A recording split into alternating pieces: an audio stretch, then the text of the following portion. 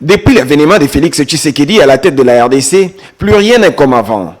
Chaque jour qui passe, le pays s'améliore d'un secteur à un autre grâce à la ferme volonté politique de l'actuel homme fort du pays, celle de faire émerger la RDC. En pleine retraite politique et après analyse minutieuse du mandat mi-parcours de Félix Tshisekedi, le Rassemblement des patriotes panafricanistes, parti cher à Sylvain Mutombo Kabinga, déplore l'amnésie ayant caractérisé ceux qui tiennent à tout prix à faire croire à l'opinion que le pays demeure dans un état d'inertie. Personne ne pourra effacer ou occulter l'état dans lequel a vécu le peuple congolais pendant plusieurs décennies. L'état dans lequel le président Félix Tshisekedi a trouvé ce pays de Lumumba, ce pays de Mzee Laurent Désiré Kabila, ce pays du docteur Étienne Tshisekedi. Nous pouvons simplement, mais très amèrement, nous rappeler encore d'une constitution, dite loi suprême, taillée à la mesure de ces bourreaux qu'il a violés au gré de leurs obscures intentions. D'un Congo isolé diplomatiquement, en rupture avec les institutions de Bretton Woods. D'un Congo avec une justice muselée, menottée, totalement inféodée au pouvoir politique. D'un Congo de la prime. Du Congo de la misère des agents et fonctionnaires de l'État, ruinés par la mafia des agents fictifs. Du Congo de la faillite effroyable des entreprises étatiques et para-étatiques au profit des entreprises des pouvoirs publics devenus commerçants. D'une armée trahie et humiliée par ceux qui la commandaient aux instances les plus élevées aux plus bas.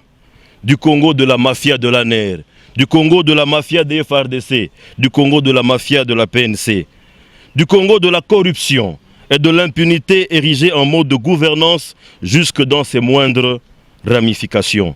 Du Congo des intouchables, du Congo des ventriotes. Voilà le Congo qu'a hérité le président Félix-Antoine Tshisekedi. 2 ans après, le RPP réalise, après analyse par ses experts dans différents secteurs, que Félix Tshisekedi a marché sur l'eau. Du point de vue de la justice, il y a lieu de noter l'inauguration progressive et sûrement d'un état de droit, la lutte contre la corruption et l'impunité, une justice indépendante, l'humanisation des services d'intelligence, l'ANER, la DEMIAP, etc., la fermeture de tous les cachots clandestins, la garantie d'équité, la mise en place des tribunaux indépendants et impartiaux compétents, la réforme du droit pénal, etc.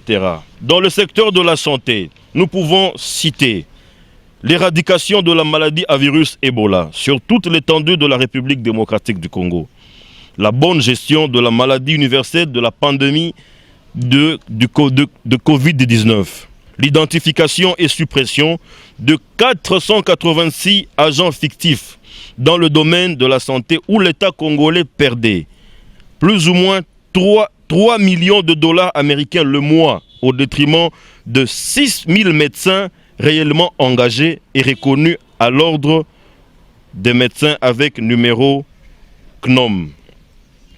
Du point de vue de la sécurité, nous pouvons citer à titre d'exemple la création du programme de démobilisation, de désarmement, de réinsertion communautaire et de stabilisation.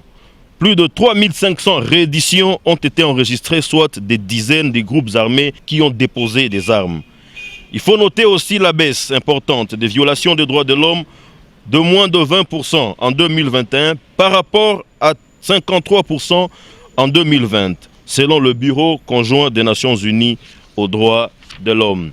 Sur le plan de l'éducation, nous pouvons également évoquer la gratuité de l'enseignement pour les classes de primaire selon l'article 43 de la Constitution, la réhabilitation de plusieurs écoles à travers la République, la mise à la retraite honorable des enseignants qui ont atteint l'âge de fin de service conformément aux lois de la République, la suppression des frais non reconnus dans la participation aux examens d'ENAFEP et examens d'État, l'accès gratuit à la connexion Internet dans les milieux universitaires et autres places publiques en RDC, mécanisation progressive des enseignants des écoles primaires. Il faut aussi citer avec intérêt la suppression des ventes des syllabus et des TP au sein des institutions d'enseignement supérieur et universitaire.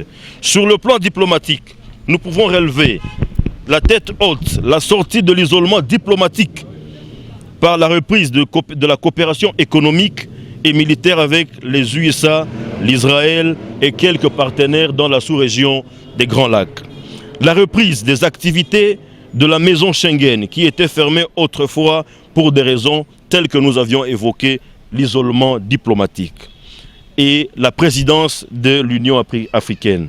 Sur le plan politique, il est très important de noter la libération des prisonniers politiques tels que le compatriote Franck Diongo, le compatriote Eugène Diomi Ndongala, Zachary Né Mwandasemi, le professeur Witt Moulongo, le bâtonnier Jean-Claude Mouyambo, Baba Kyungu Wakumwanza, le compatriote Salomon Escadela, le compatriote Jean-Pierre Bemba Gombo, l'avocat Firmin Yangambi, le colonel Fred Edi Campend et bien d'autres compatriotes. Le retour des exilés politiques. Il y a lieu de relever le cas du général Mounene, le cas du compatriote Moïse Katumbi Chapwe, du compatriote Francis Kalombo. L'effectivité de la liberté de la presse et de la liberté d'expression à travers plusieurs émissions conformément à la loi. Les mesures de grâce méritent aussi d'être citées. Mais l'inquiétude du RPP, c'est surtout lorsqu'il constate que toutes ces actions sont parfois minimisées par ceux qui sont censés le mettre en évidence.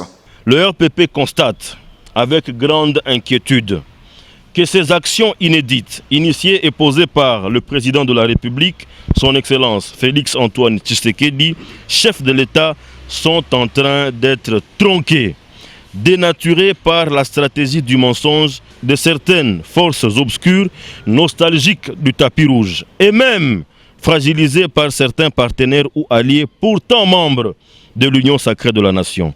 Ainsi en est-il de certains responsables des partis politiques dont nous taisons les noms aujourd'hui, qui visiblement ne jouent pas franc jeu au moment où notre plateforme politique, l'Union sacrée de la nation, est encore en pleine implémentation politique et structurelle et opérationnelle. Tout en interpellant les alliés à jouer franc jeu, le RPP invite l'opinion à demeurer méfiante vis-à-vis de détracteurs du chef de l'État. Le RPP, parti cher au docteur Sylvain Mutombo, invite 1. Le peuple congolais à demeurer serein et surtout méfiant de toutes les entreprises malveillantes des officines politiques qui ont fait de la République démocratique du Congo leurs champs familiaux. 2. Les partenaires et alliés du chef de l'État qui jouent au camouflage à se raviser en assumant pleinement leurs engagements afin de relever ensemble tous les défis divers et multiformes de la vision du chef de l'État. Dirigé par Sylvain Mutombo Kabinga, le RPP réitère son soutien à Félix Tshisekedi pour la réussite du reste de son mandat, qui devra lui procurer une brèche pour un second lors des élections à venir au pays.